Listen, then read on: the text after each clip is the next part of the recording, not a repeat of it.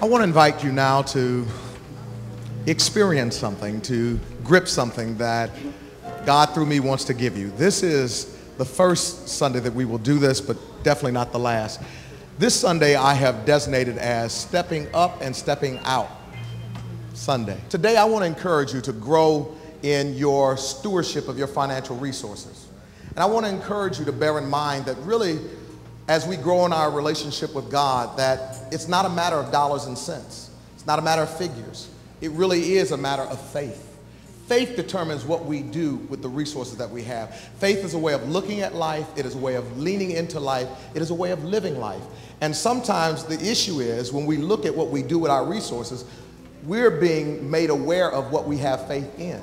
And what we claim to have faith in and what we in fact have faith in aren't always one and the same.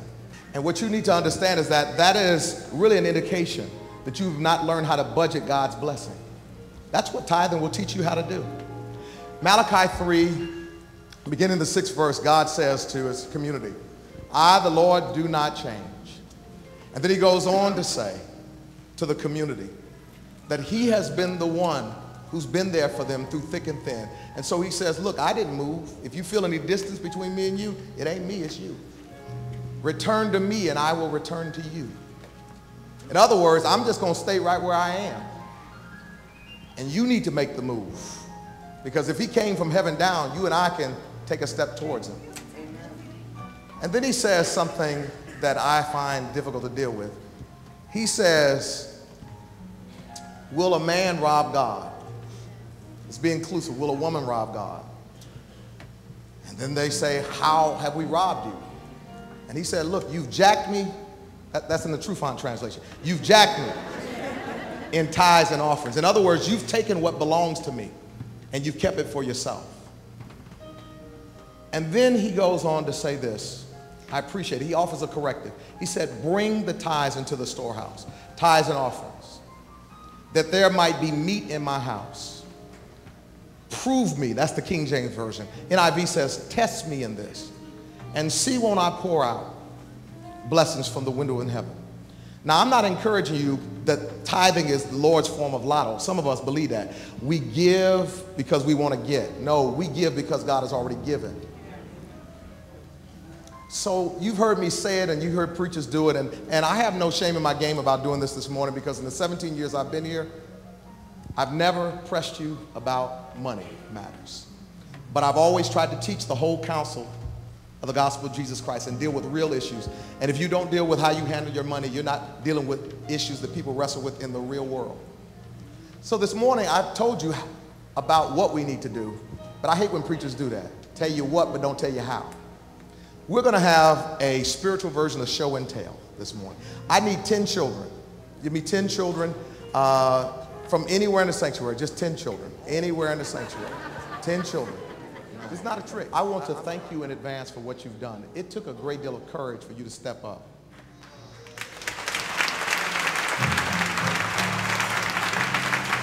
And what I want to assure you from the very outset, this is not a setup. I'm not going to embarrass you. I'm not in any way going to mess with you this morning. Now, that's this morning. I ain't saying nothing about later on, this morning. But what I want to ask you to do is to help me to help others who are here to learn what tithing is. So Brother Jones is going to give you something now. Brother Jones is our business manager. He manages the facility and the finances, and so do the trustees. So I'm going to ask him to give you an envelope now.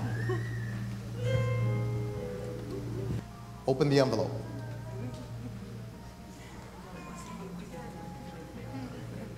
And if you will hold up everything that's in the envelope.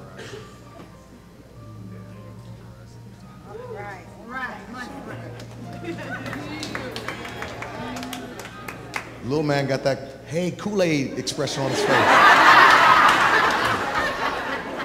What's your name? Yeah. David? Stephen. What's that you have in your hand? Money. All right, money. What's her name? What's your name? Naima? That's a pretty name.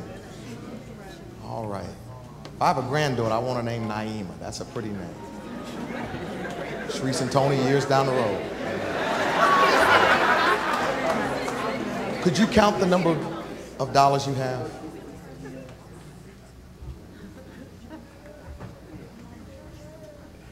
You can ask your mother for help.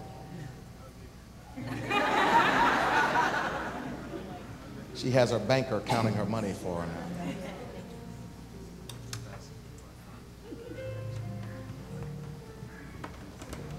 And as she does so, what I want you to understand is this: that what they have totals how much? 10. All right, $10.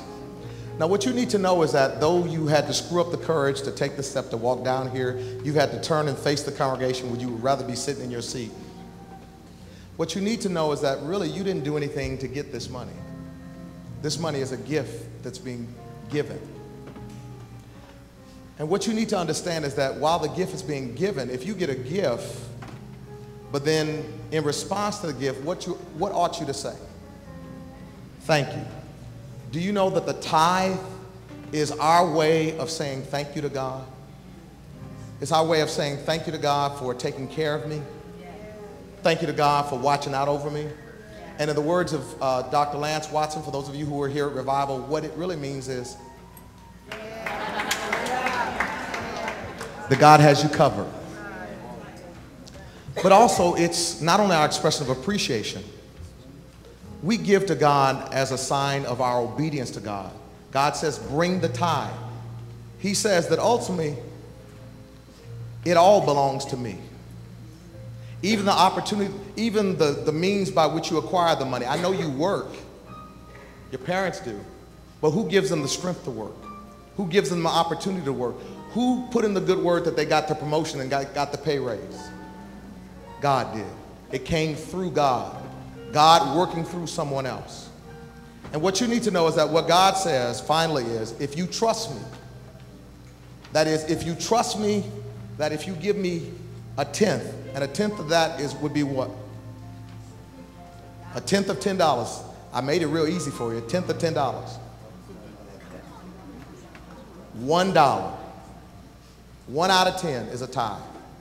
And notice that that's not after the government gets their cut.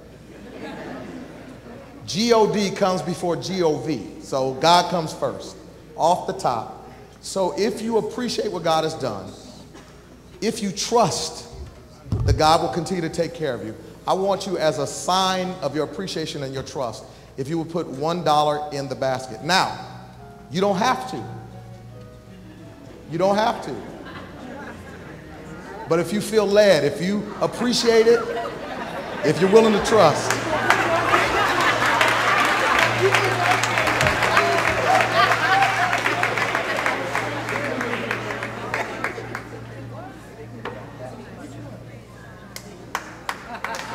Amen.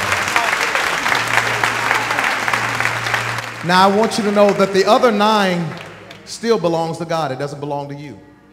But what God is willing to do is God is willing to trust you with the $9, to use it in a way that will not just help you, but more importantly, will help someone else. I thank you for assisting me in this. May God bless you and may God keep you. You can keep the rest of the 9 to return to your seat. We cannot grow in our relationship with God and stay where we are and as we are. If we're going to grow, we got to make some adjustments. Tithing is the basement of giving. It's the starting point. It's not the ending point. And let the Lord lead you in that. I say this to you because, in a real sense, as a congregation, if we're going to do more, we need more resources.